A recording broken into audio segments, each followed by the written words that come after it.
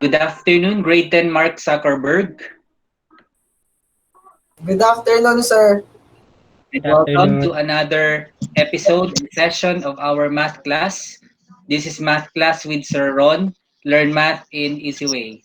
And today we are going to discuss the first topic in grade 10 mathematics for the second quarter. Okay.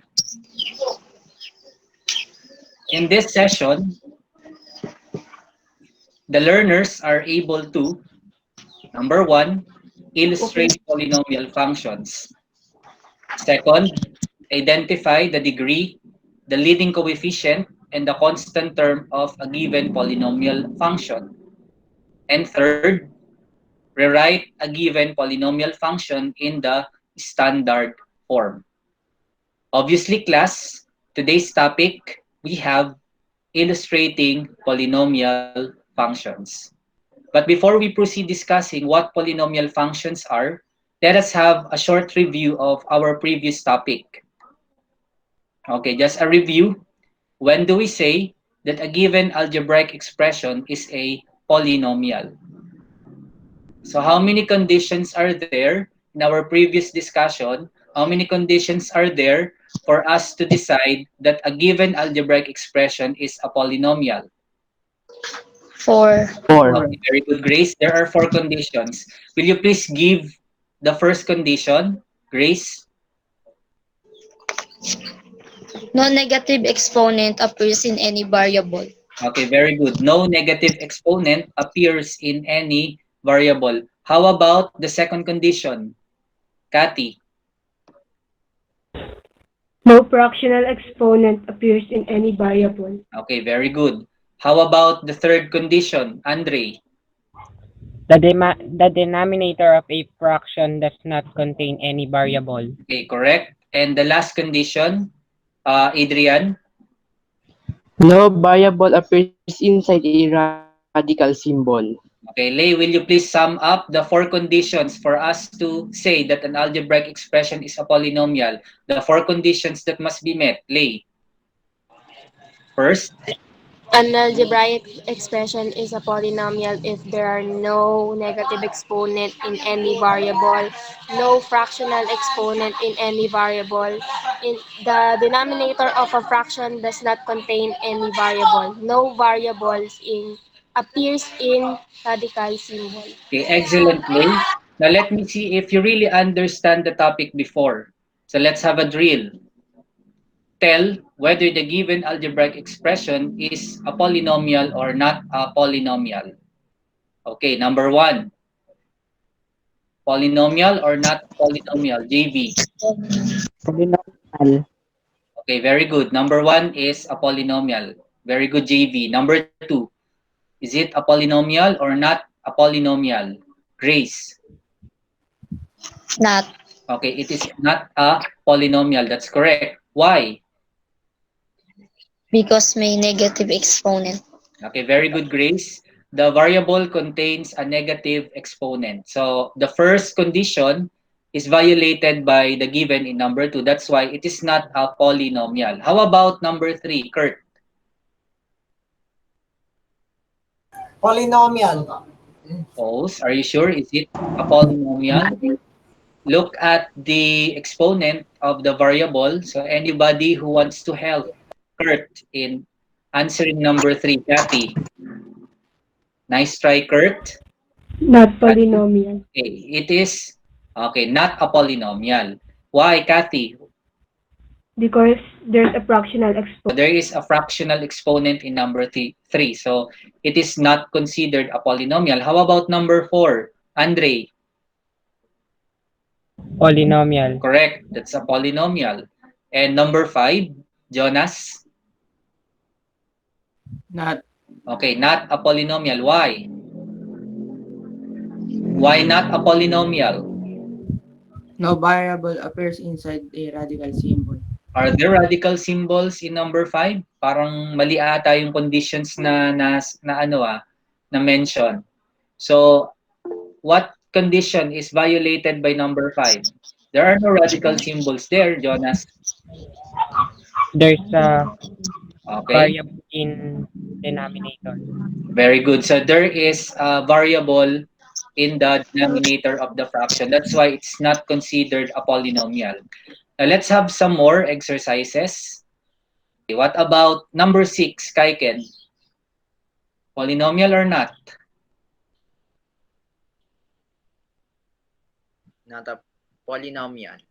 Polynomial. Very good. Number 7, Adrian. Polynomial. Okay, very good. Number 7 is a polynomial. How about number 8, JV?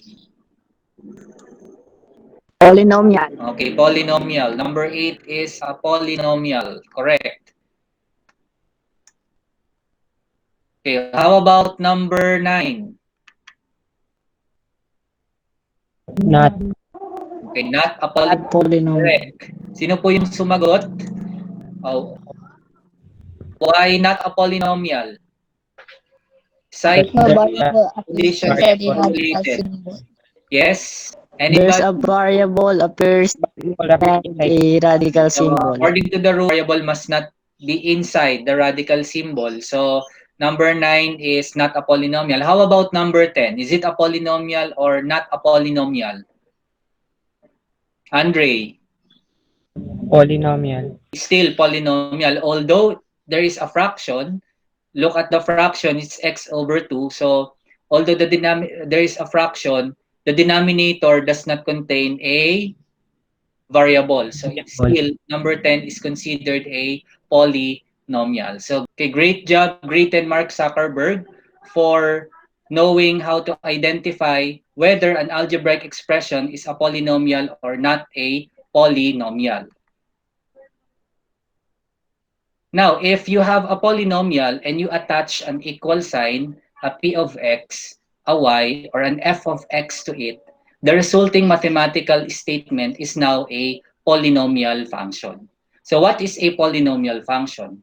A polynomial function is a function of the form p of x equals a sub n x raised to n plus a sub n minus 1 x raised to n minus 1 plus and so on plus a sub 1x plus a sub 0 involving only non-negative powers of x. So sa madaling sabi ko po kanina, kapag meron kang polynomial expression and you attach an equal sign before it and a p of x, a y, or an f of x, then you'll have a polynomial function. So as you can see, the definition of polynomial function is almost similar to the definition of the polynomial equation that we have discussed before. Now, the only difference is that in a polynomial function, you have p of x, a y, or an f of x. Examples of polynomial functions are the following. So number 1 is p of x equals 5x to the fourth power plus x cubed minus 4x minus 1. Second, we have y equals x cubed minus 5x plus 10. And as you can see, a polynomial function is a polynomial equation with two variables. And last, we have y equals 2x squared minus 4x minus 1. Clear po ba ang definition of polynomial function? Grade 10 Mark Zuckerberg? So, Yes. mukhang kaya nang mag-identify whether a mathematical statement is a polynomial function or not. Okay, so quick check. Identifying whether the mathematical statement is a polynomial function or not. Which of the following is a polynomial function? Number 1, JB. Polynomial function. Okay, very good. Polynomial A function. polynomial function. How about number 2, Kaiken? Not polynomial function. Okay, it's not a polynomial function. Why, Kaiken? Because there is a variable inside the radical symbol. Okay, very good. How about number 3, Adrian? Polynomial function or not a polynomial function? Polynomial function. Okay, very good. That's polynomial function. How about number 4, Jonas? Number 4, Jonas? Not polynomial function. Okay, why? Why not a polynomial function? Ano po ang na-violate ni number 4? Di po equals. A polynomial function must contain an equal sign. And as you can see in number 4, you have an inequality symbol and is less than symbol. Tama? Is less than symbol yung nandun. So, not a polynomial function. What else? Aside from the inequality symbol, because of the Negative exponent. okay, very good class, Negative. the negative exponent. So, definitely, number 4 is not a polynomial function. And number 5, Lay? Polynomial. Polynomial function. Okay, very good. Number 5 is a polynomial function. Now, let's have some more exercises. Number 6, is it a polynomial function or not a polynomial function? JD. Polynomial function. Okay, very good. That's a polynomial function. How about number 7, Grace? Not polynomial function. Explain why not a polynomial function. You are correct. Negative exponent. Because of the presence of the negative exponent. Good. How about number 8, Kurt? Polynomial function. Okay, correct. Number 8 is a polynomial function. And number 9, Kathy? Not polynomial function. Why? Hindi po equal sign. Okay, so because the mathematical statement contains an inequality symbol. And how about number 10? Is it a polynomial function or not a polynomial function? Andre, Not. why? Explain. Because there are variable in the denominator. Okay, so there is a variable in the denominator of our fraction. So it's not a polynomial function. Now that you know how to identify whether a mathematical statement is a polynomial function or not a polynomial function, we may now proceed to our next topic, the related terms to polynomial functions. So I know that you have encountered these important terms already as early as grade 7. So these are some important related terms to polynomial functions. First is the degree of a polynomial function. Will you please read the degree of the polynomial function, Andre? The degree of a polynomial function with one variable on each term is the highest exponent of the variable. Okay, so the degree of the polynomial function with one variable on each term is the highest exponent of the variable. So given y equals 2x to the fifth power plus 4x to the fourth power minus 3x squared minus 7, what term has the highest exponent there? 2x. 2x. Yes? 2x to the Okay. fifth power. 2x to the fifth power. So that is the term with the highest exponent. Now, what is the exponent of that term? 5. 5. Okay, 5. Very good. So if 5 is the highest exponent of that polynomial function, therefore the degree of this polynomial function is 5. So ang titingnan lang po yung highest exponent ng variable. Definitely that will be the degree of the entire polynomial function. Questions? Naintindihan? Okay, so since wala namang nagsasabi ng none, so I hope clear po sa inyo ang degree of the polynomial function. Now let's proceed to the next part. We have the leading coefficient of the polynomial function. Will you please read the definition of the leading coefficient, Adrian?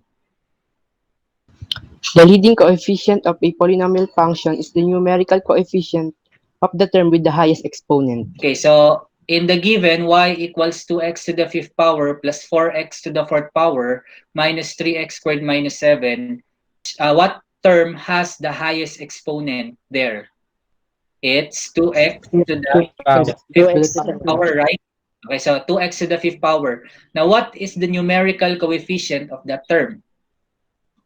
2. 2. Okay, so 2. Since 2 is our numerical coefficient, therefore, we consider 2 as the leading coefficient.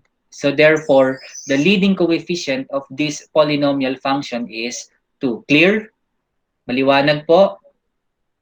So, if nobody's asking a question, let's proceed to the next part, which is the constant term. Now, please read our definition of constant term, Jonas. The constant term of a polynomial function is the number without any variable. The number without any variable with the same given y equals 2x to the fifth power plus 4x to the fourth power minus 3x squared minus 7. What term does not contain any variable or letter? Lay. -7. Okay, correct. -7. Therefore, -7 is the constant term of this polynomial function. So the constant term is -7. But not all polynomial functions have constant terms, no? Hindi po lahat ay may constant terms. Meron pong polynomial functions na may constant term, meron naman din na wala. Okay, so kung wala, lalagay nyo po is none or there is no constant term. So I hope clear sa inyo yung related terms to polynomial functions. So let's have a quick check. Let me see if you really understand how to identify the degree, the leading coefficient, and the constant term. Okay, complete the table below. So on the first column, you have the given polynomial function. You will identify the degree, the leading coefficient, and the constant term. Please answer it on a sheet of paper. So I'll be asking you later, one at a time po, to give us the answer in the following exercises. Okay, time's up. So for number 1, who would like to answer? Anybody who would like to answer number 1? Kathy? The polynomial function given p of x equals 5x squared minus x plus 1. The degree is 2. Okay, correct. Wait, the degree is 2, correct. The Next. leading coefficient is 5 and the Very constant good. term is 1. Okay, the constant term is 1. I hope you got the correct answer in number 1. Tama po ba kayo?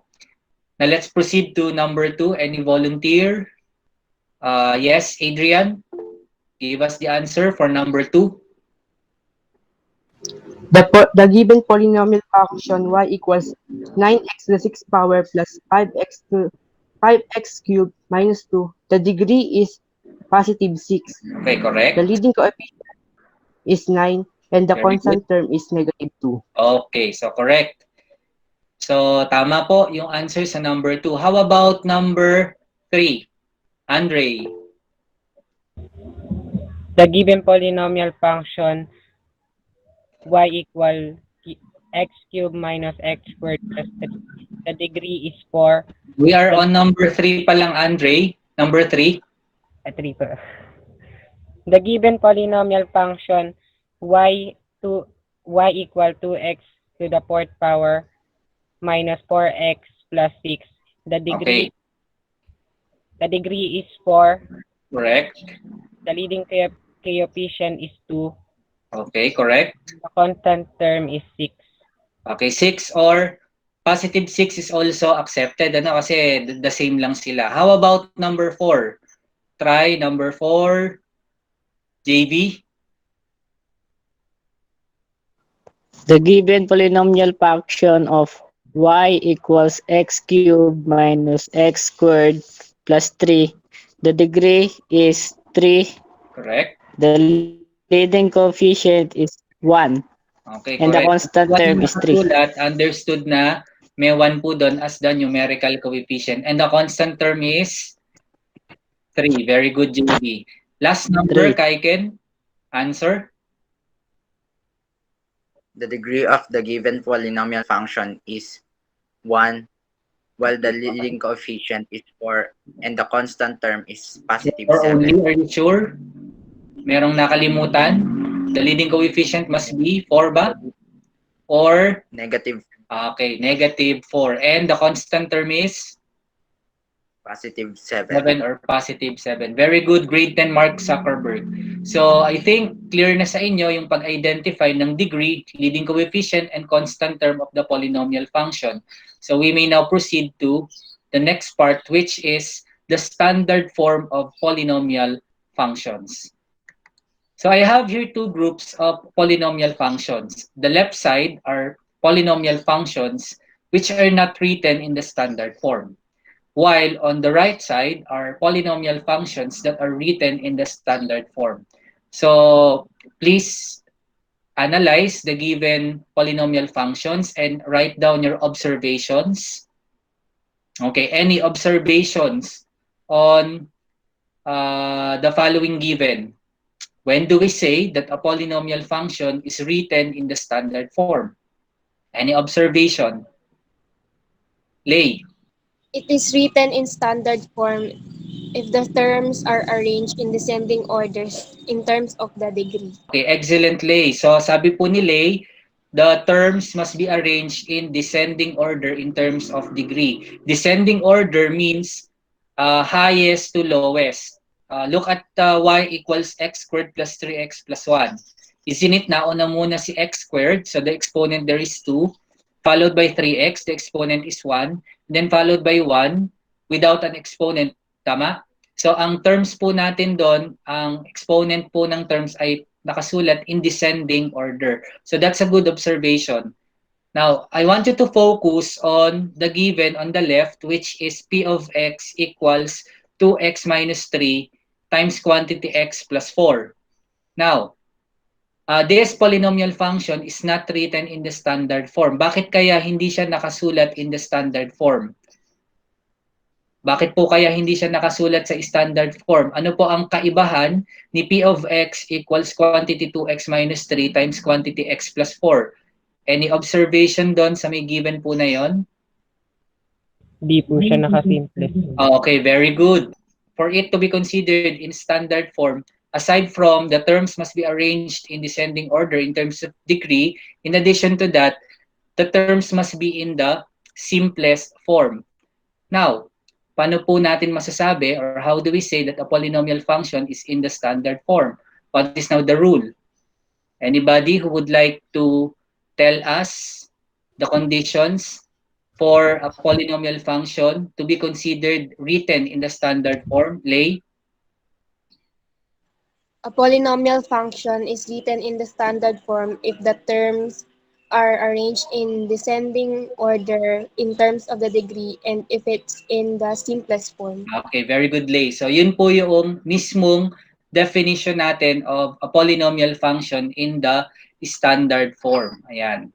A polynomial function is written in the standard form if the terms are in the simplest form and arranged in descending order in terms of degree. So these are examples of polynomial functions that are written in the standard form. So naintindihan po ba yung definition of polynomial function in the standard form? Now let's have some examples in rewriting a given polynomial equation or function in the standard form. So example number 1, rewrite the given polynomial function p of x equals 2x squared minus 4x cubed minus x plus 3x to the 5th power plus 1 in the standard form. So susulat po natin to sa standard form. Paano? Okay, our solution will be, first, you need to copy the original given. So p of x equals 2x squared minus 4x cubed minus x plus 3x to the 5th power plus 1. Then write p of x, then the equal sign. Now, what term has the highest exponent? Because here, class, we need to arrange the terms of our given in descending order in terms of degree. Descending means highest to lowest. So we need to write the term with the highest degree first. Now, what term has the highest degree? Grades. 3 to the 5th power. Okay, that's 3x to the 5th power. power. Good. So since yun po yung highest, no? Yung term na may highest exponent, that should be written first. So what is next to 3x to the 5th power? Negative 4x Okay, cubed. so next to it is negative 4x cubed. So yun na po yung susunod, negative 4x cubed. Followed by, Positive 2x 2x squared. squared. okay, 2x squared. So 2x squared there, the sign is positive. So you must write positive 2x squared. Followed by, what's next? Negative x. Okay, negative x. Yun po yung susunod. And then the remaining term is positive 1. Positive 1. Therefore, the standard form of the polynomial function is p of x equals 3x to the 5th power minus 4x cubed plus 2x squared minus x plus 1. So, ganun lang po ang gagawin natin. Ano? We will arrange the terms in terms of degree in descending order. So, I hope number 1 example is clear to everybody. May questions po ba in number 1? None. Wala po. Okay, so there are no questions. So let's proceed to example number 2. Example 2, rewrite the given polynomial function p of x equals 7x squared minus x to the fourth power minus x minus 2 plus 9x cubed in the standard form. Then identify the degree, the leading coefficient, and the constant term. Okay, solution. First, copy the original polynomial function. Write p of x, then the equal sign. Now we are going to arrange the terms in descending order in terms of degree. Now what term has the highest exponent there? Negative x to the fourth power. Negative x to the Good. fourth. Negative x to the fourth power is the term with the highest exponent, so that must be written first. What is next to negative x to the fourth power? Positive Positive 9. 9. 9 9 x Okay, to the correct. cube. So positive 9x cubed must be Cube written lang. next. Now, followed by, what is next to 9x cubed? Positive 7x Positive squared. Okay, 7x. very good. Positive 7x squared. The sign of 7x squared there is positive. So you have to write plus 7x squared, followed by, Negative negative x. x. okay, very good, negative x. Then the remaining term now is Negative. negative Negative 2. 2. Negative 2. The polynomial function is now written in the standard form. Okay, now let's identify the degree, the leading coefficient, and the constant term now. What is the degree of the polynomial function? 4. Okay, very good. 4. What about the leading coefficient? Negative 1. Negative 1. Okay, excellent. And the constant term of the function? Negative. Negative. Negative 2. Negative Okay, 2. well done, written Mark Zuckerberg. Are there questions with our second example? None. Okay, very good. So if there are no questions, get one whole sheet of paper and try to answer the following. So I'll give you 5 minutes to answer the given problem. So let us discuss the answers. So I'll read first the direction. Express the following polynomial functions in the standard form.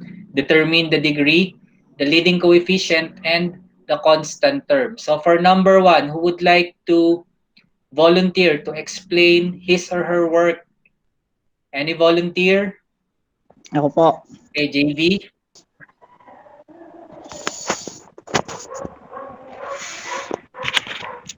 Okay na po.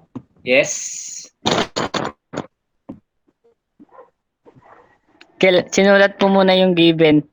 P of x equals 2x plus x squared minus 5 plus 3x to the fifth power. Kailangan po isulat po yung terms, i-arrange it in descending order in terms of degree. Okay. Kaya po naging P of x equals 3x to the fifth power plus x squared plus 2x minus 5. Okay, good. Tapos po yung degree po niya, siya po yung may malaking exponent po, kaya po 5. Very good. The leading coefficient is 3 and the constant term is negative 5. Okay, so I think number 1 is correct. Correct standard form of the equation and correct degree, leading coefficient, and constant term. So very good, JB, for the correct answer for number 1. Now let us proceed to number 2. Any volunteer to answer number 2? Answer number 2, Adrian? Adrian, nandyan ka pa ba? Okay, please show us your solution and answer for number 2. Explain to us your work. Para po the standard form of P of x equals x minus 3x squared plus 4 to the fourth power plus 11 is i-arrange po natin siya sa highest degree to the lowest degree. Okay, correct. The standard form of is P of x equals x to the fourth power minus 3x squared plus x Okay, correct. 4. The leading coefficient is positive 1 and the constant term is 11. Okay, very good, Adrian. Correct standard form, correct degree, leading coefficient, and constant term. So let's now proceed to number 3. Any volunteer to answer number 3? Okay, Lay, please show us your solution and answer for number 3.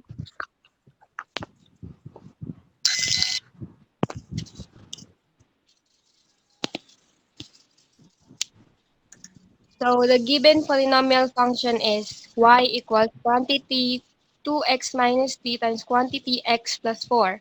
So we all know that the standard form needs to be in the simplest form.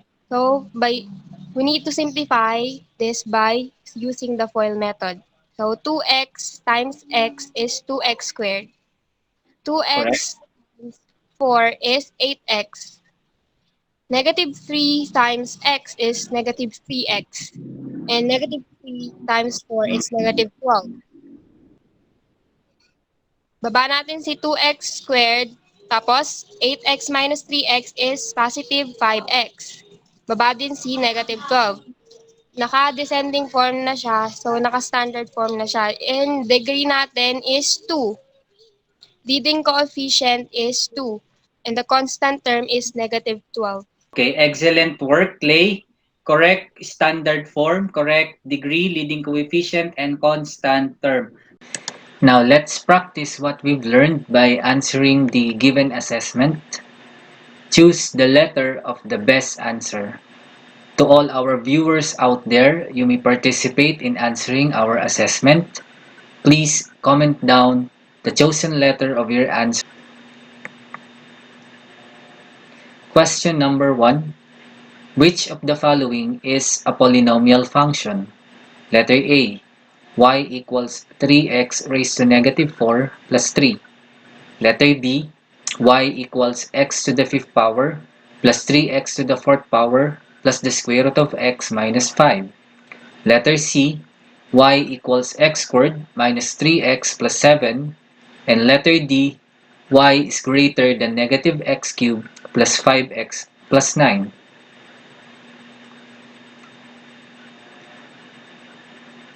Time's up. You are correct. The correct answer in number 1 is letter C, y equals x squared minus 3x plus 7. Next, question number 2. What is the degree of the polynomial function f of x equals 2x cubed plus 4x plus 5? Letter A, 2. Letter B, 3. Letter C, 5. Or letter D, 4.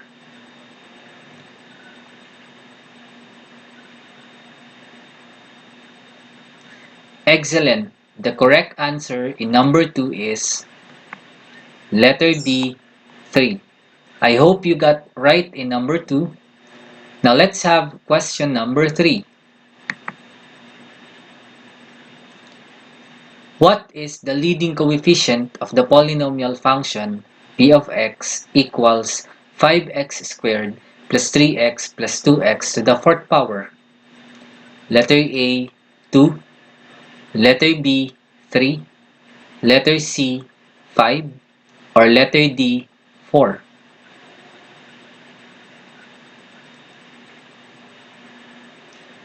You got it right. The correct answer is letter A, 2. Now let's have number 4. Which of the following polynomial functions is written in the standard form? Letter A, f of x equals 11 minus 2x.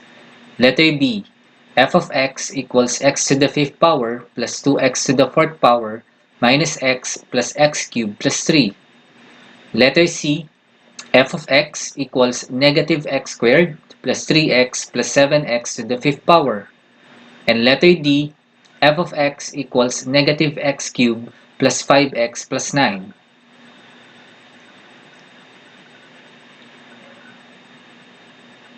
Alright, the correct answer in number 4 is, of course, it's letter D, f of x equals negative x cubed plus 5x plus 9. We are now down to our last question. Number 5.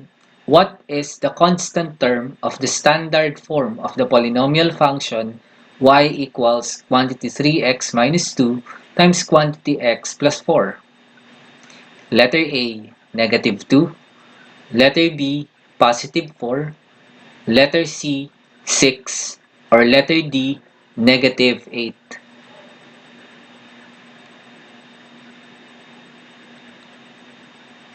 Correct. The correct answer in number 5 is letter D, negative 8. I hope you got perfect in this activity. Congratulations, everyone.